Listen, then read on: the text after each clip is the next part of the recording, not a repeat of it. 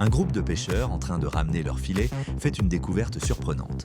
Un gros morceau d'or à peu près de la taille d'un poing. Mais l'or est couvert de saleté et de mousse, alors les pêcheurs, pensant que c'est juste un déchet, le jettent négligemment de côté. Des années plus tard, un artisan le trouve et décide de l'utiliser pour réparer un trou dans un mur de la ville. Après avoir résisté aux attaques de canon et traversé encore d'innombrables années, ce jour-là, une jeune fille grimpe sur le mur, espérant apercevoir son prince bien-aimé, dont elle est amoureuse en secret.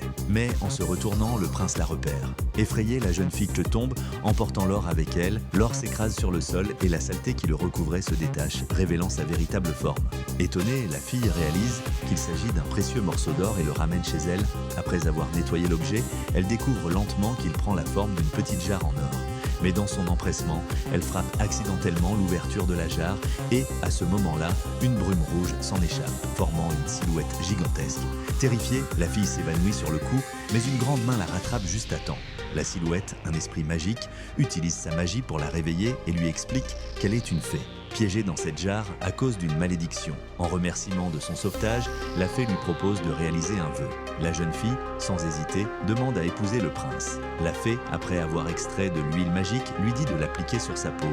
Dès que le prince en sentira l'odeur, il sera irrésistiblement attiré par elle. La fée murmure son nom au prince dans un rêve, et peu de temps après, la jeune fille l'est invitée au château.